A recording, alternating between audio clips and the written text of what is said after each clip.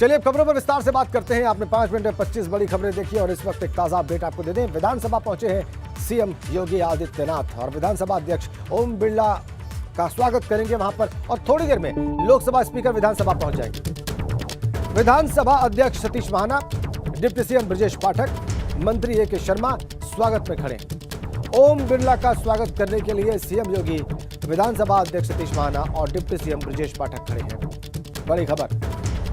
विधानसभा भवन पहुंच गए हैं मुख्यमंत्री योगी आदित्यनाथ, स्वागत करेंगे लोकसभा के अध्यक्ष ओम बिरला का। तस्वीरें देख लीजिए आप लाइव इस वक्त। सतीश महाना जो कि विधानसभा अध्यक्ष है उनको आप देख सकते हैं, और उप मुख्यमंत्री और स्वास्थ्य मंत्री ब्रजेश पाठक को भी आप देख सकते हैं। मुख्यमंत्री के दोनों ओर ये दोनों नेता खड़े हैं। विधानसभा अध्यक्ष की कुर्सी पर है इस वक्त सतीश महाना, और आप देखिए स्वागत करने के लिए सभी लोग तैयार विधान भवन के गेट पर बिल्कुल, और पहुंचने वाले हैं ओम बिरला, लोकसभा के अध्यक्ष, लोकसभा स्पीकर वहां पर। फोन लाइन पर है हमारे संवाददाता शैलेश अरोड़ा, और इन लाइव तस्वीरों के बारे में हमें और ज्यादा जानकारी देने वाले हैं। बताइए शैलेश, जो हम देख रहे हैं इसके बारे में विस्तार से दर्शकों को बताएं। देखिए, यहाँ पर विधायकों को लेकर, क्योंकि 88वीं विधानसभा का पहला सत्र है जिसकी शुरुआत होगी, और उससे पहले एक प्रबोधन कार्यक्रम रखा गया है 2 दिन का। इसके पीछे देखिए 2 दिन के कार्यक्रम में 2 मुख्य चीजें होंगी। एक तो यूपी विधानसभा पहली विधानसभा बनी है जहां पर पूरी जो डिजिटली कह सकते हो गई है, यहाँ पर जितनी भी प्रक्रिया होगी वो इलेक्ट्रॉनिकली होगी, और इसके लिए जो विधायक है उनको ट्रेनिंग दी जाएगी, जो सदस्य हैं आगे। दूसरी चीज बात करें तो देखिए तमाम नए विधायक हैं तो उनको लेकर भी यहाँ पर प्रबोधन कार्यक्रम है। तो आज इसके लिए लोकसभा अध्यक्ष ओम बिरला यहाँ पर पहुंचेंगे, बस चंद मिनट में वो यहाँ पहुंचने वाले हैं, और उनके स्वागत के लिए यहाँ पर बात करें तो मुख्यमंत्री योगी आदित्यनाथ, विधानसभा अध्यक्ष Satish Mahana, deputy CM Brajesh Pathak, cabinet मंत्री ए के शर्मा, ये सभी लोग यहाँ पर इस समय मौजूद है। और कुछ ही मिनट से जब यहाँ पर लोकसभा अध्यक्ष आएंगे, इससे पहले देखिए अखिलेश यादव जो सपा के अध्यक्ष हैं और नेता प्रतिपक्ष भी हैं, वो यहाँ पर विधानसभा भी पहुंचे थे। इसके बाद जो कार्यक्रम के अगर हम सिलसिले की बात करें तो देखिए यहाँ पर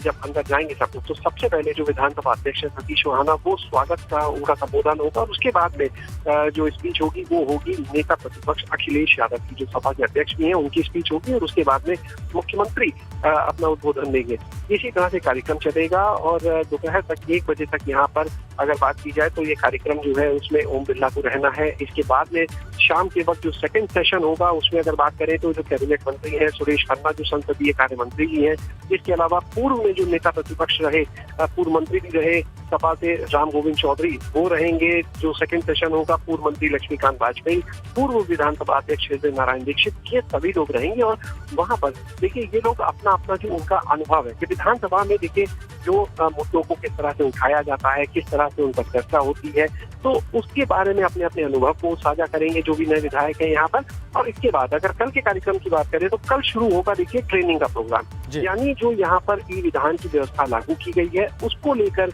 यहाँ पर जो सदस्य उन्हें ट्रेनिंग दी जाएगी, क्योंकि अब यहाँ पर पूरी जो कार्रवाई होगी विधानसभा की देखिए उसको पेपरलेस कर दिया गया है। उसकी तस्वीरें भी गंगा ने लगातार दिखाई थी। तो यहाँ पर जो पेपरलेस कार्रवाई की प्रक्रिया होगी उसके बारे में जो टेक्निकल एक्सपर्ट्स हैं वो विधायकों को ट्रेनिंग देंगे कि कैसे आपको उससे सवाल देखने हैं, कैसे सवालों का जवाब देना है वहाँ पर, या जो सवाल आपने पूछे थे उनके जो जवाब आए हैं कैसे देखना है, इन चीजों के बारे में। तो यहाँ पर देखिए जो बात करें लोकसभा अध्यक्ष की, तो उनका काफिला जो है विधानसभा के लिए रवाना हो चुका है। कल रात से ही वो लखनऊ पहुंचे थे, बस कुछ ही मिनट में वो यहाँ पर पहुंच जाएंगे, और उनके लिए यहाँ पर स्वागत में मुख्यमंत्री योगी आदित्यनाथ, विधानसभा अध्यक्ष, सभी लोग कुछ मिनटों से खड़े हैं शैलेश, हम देख रहे हैं लगातार खड़े हुए हैं,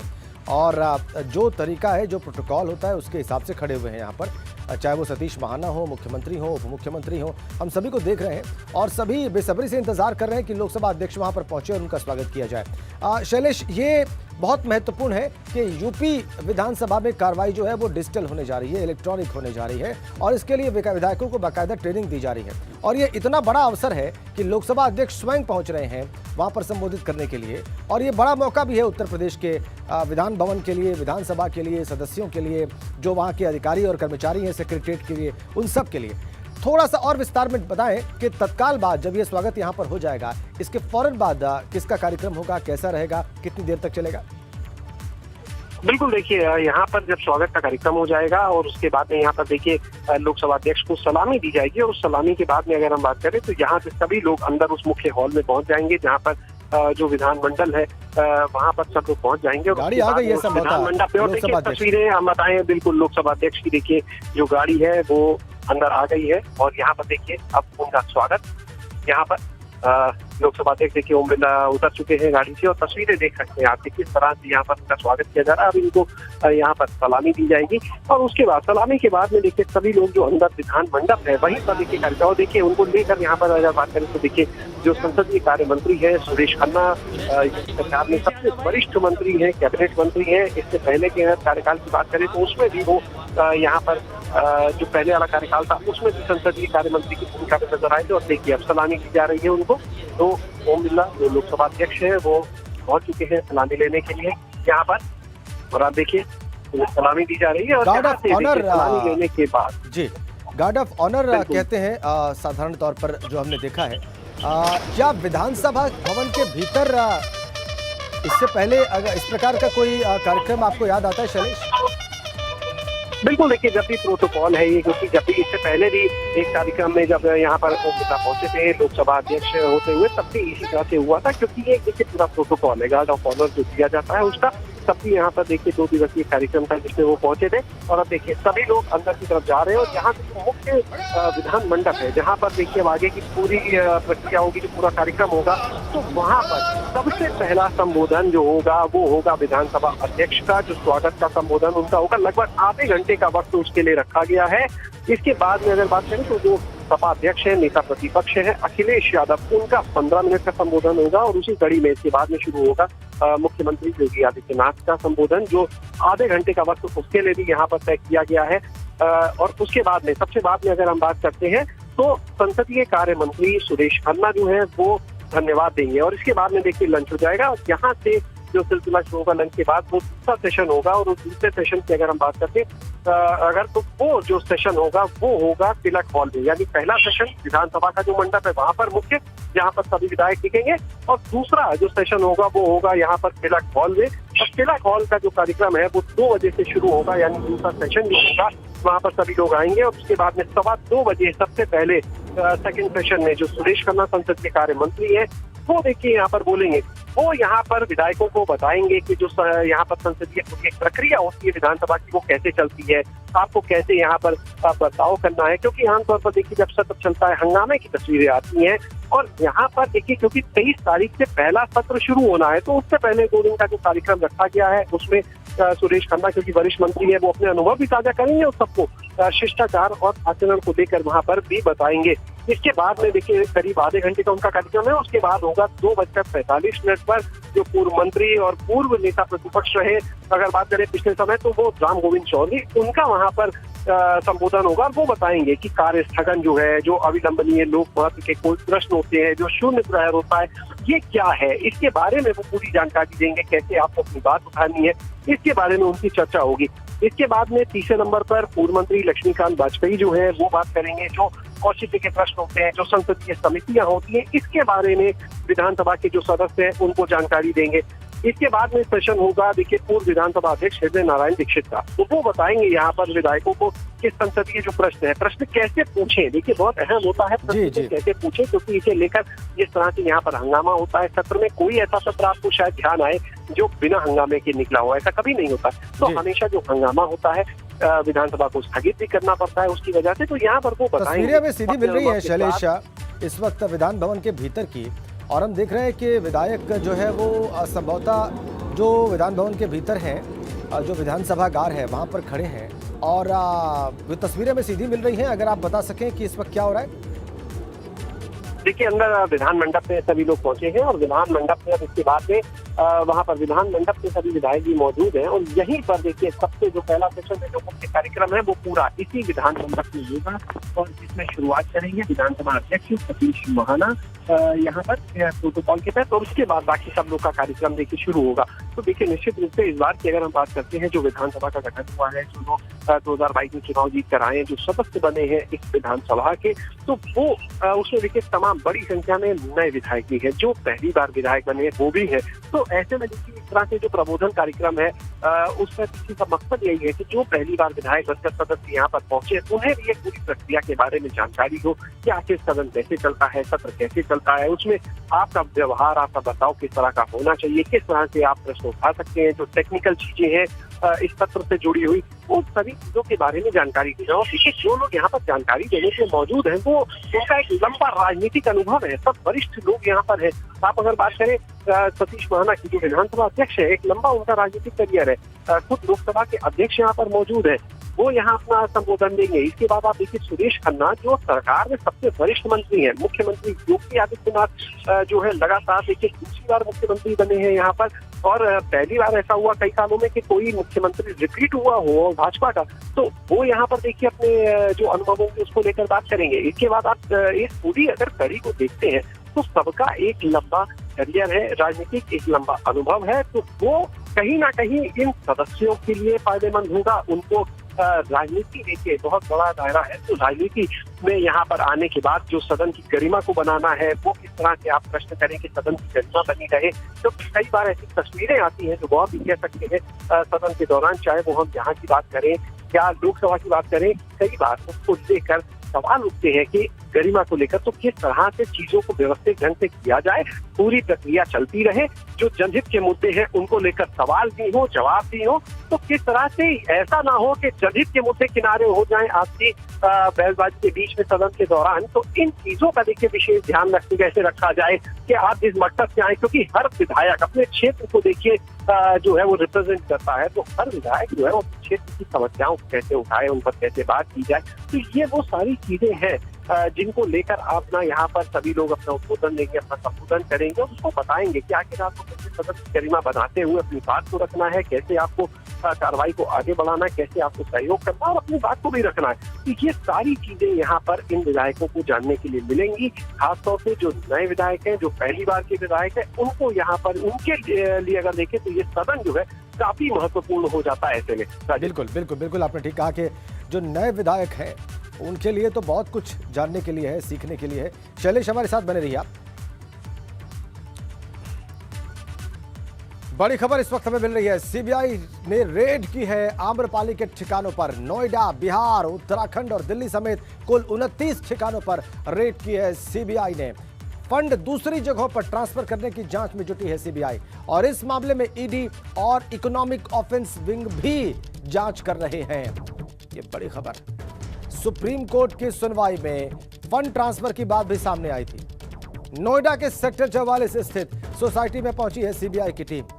आम्रपाली के डायरेक्टर्स के ठिकानों पर छापेमारी हुई है। दिवालिया घोषित होने के पहले फंड किया गया था ट्रांसफर। आम्रपाली के 30,000 फ्लैट्स का निर्माण कर रही है एनबीसीसी। और देखिए लगातार ठिकानों पर छापेमारी सीबीआई की। नोएडा, बिहार के कई ठिकानों पर, झारखंड में कई ठिकानों पर, क्षमा करें उत्तराखंड में कई ठिकानों पर सीबीआई ने छापे मारे हैं। दिल्ली में 29 ठिकानों पर कुल मिलाकर छापे मारे हैं सीबीआई ने। फंड को दूसरी जगहों पर ट्रांसफर करने की जांच में सीबीआई जुटी हुई है। इस मामले में ईडी और इकोनॉमिक ऑफेंस विंग भी जांच कर रहे हैं, और सुप्रीम कोर्ट की सुनवाई में यह बात सामने आई थी फंड ट्रांसफर की। नोएडा के सेक्टर 44 स्थित सोसाइटी में भी पहुंची है सीबीआई की टीम। आम्रपाली के डायरेक्टर्स के ठिकानों पर भी छापेमारी हुई है। अंकित कौशिक हमारे संवाददाता हमारे साथ जुड़ गए हैं। अंकित, इस पूरे मामले के बारे में और सीबीआई के छापे के बारे में विस्तार से बताएं। जी देखिए, आपको हम बता दूं कि कल दोपहर बाद से ही जो सीबीआई है उन्होंने नोएडा सहित तमाम जो और राज्य वहाँ पे लगातार छापेमारी की थी, जिसमें नोएडा भी शामिल था। यह छापेमारी कल रात तक चली है, जिसके बाद सीबीआई के ये छापेमारी जो करी गई है उसकी वजह कहीं ना कहीं आपको बता दें जो सुप्रीम कोर्ट ने आम्रपाली को दिवालिया होने से घोषित होने से पहले जो बकायदा कहा गया था कुछ जो फंड ट्रांसफर किया गया है, उसी के चलते जो सीबीआई सहित ईडी इस पूरे मामले की जांच कर रही है। तो कुछ ऐसे निर्देशक सहित जो और जो आम्रपाली ग्रुप से जुड़े हुए लोग हैं उनके अकाउंट पर सूत्रों की माने तो कुछ ट्रांसफर किए गए थे, जिसके चलते सीबीआई ने नोएडा में भी जो निर्देशक हैं उनके घर पर उनके जो क्षेत्र है वहाँ पे छापेमारी की थी। उसी के चलते सीबीआई द्वारा यह छापेमारी जगह जगह की जा रही है। वही साथ ही साथ आपको बता दूं कि आम्रपाली के 30,000 फ्लैट जो कि एमबीसीसी बना रहा है। अब इससे पहले जो जी। लगातार अमरपाली को दिवालिया घोषित कर दिया गया था, उसके उसी बीच में सुप्रीम कोर्ट ने जो है एक बकायदा कहा जा सकता है कि ट्रांसफर फंड करने को लेकर जो ट्रांसफर के बताया गया था कि कुछ अकाउंट में ट्रांसफर किया गया, इसी के चलते सीबीआई द्वारा जो है छापेमारी की गई है। बहुत धन्यवाद आपका अंकित कौशिक। तो सीबीआई की रेड्स जारी आम्रपाली के निदेशकों के ठिकाने पर, और यूपी विधानसभा की तस्वीरें हमें मिल रही हैं, लाइव पहुंच चुके हैं वहां पर ओम बिरला, लोकसभा के अध्यक्ष, और देखिए आप तस्वीरें, विधानसभा अध्यक्ष सतीश महाना इस वक्त संबोधित कर रहे हैं। विधानसभा सत्र प्रारंभ हो रहा है, उसके पहले हम इसको पूरा कर सके, इसके लिए मैं माननीय मुख्यमंत्री का हृदय से आभार व्यक्त करता हूँ। मैं आभार व्यक्त करता हूँ माननीय नेता प्रतिपक्ष आदरणीय श्रीमान अखिलेश यादव जी का, जिनका सहयोग और सुझाव हमें हमेशा प्राप्त होता रहा, जिसके कारण इस काम को समय के ऊपर पूरा कर सके। मैं माननीय उप मुख्यमंत्री आदरणीय श्री ब्रजेश पाठक जी, सभी सम्मानित मंत्रीगण, सभी सम्मानित सदस्यगण, भाइयों और बहनों के प्रति भी हृदय से आभार व्यक्त करता हूँ। विज्ञान एवं प्रौद्योगिकी के युग में यह आवश्यक है कि हम विधायी संस्थाओं को आधुनिक एवं डिजिटीकरण करने के लिए आगे बढ़े, जिससे एक नए कार्य प्रणाली में एकरूपता, पारदर्शिता एवं तकनीकी दक्षता के साथ विधानसभा का और समाज का विकास हो सके। हमारे इस उद्देश्य में देश की सभी विधानमंडलों को भारत सरकार के डिजिटल इंडिया के अंतर्गत एक मिशन मोड पर नेशनल ई विधान एप्लीकेशन के निर्माण किया गया। इससे मैं एक बात यहाँ पर जरूर निवेदन करना चाहता हूँ कि पूरे देश की विधानसभाएं एक ही स्थान के ऊपर, एक ही पोर्टल पर आ जाएं, जिससे माननीय प्रधानमंत्री श्रीमान नरेंद्र मोदी जी का जो विजन है कि one nation one digital India, तो उस नाते से हम इस ओर आगे बढ़ सके।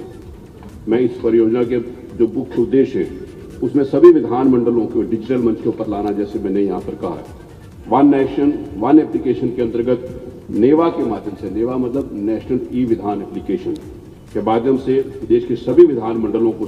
संबंधित विभिन्न सूचनाएं, जैसे प्रक्रिया तथा नियम, सदन की कार्यसूची, नोटिस, विधेयक, प्रश्नोत्तर प्रणाली,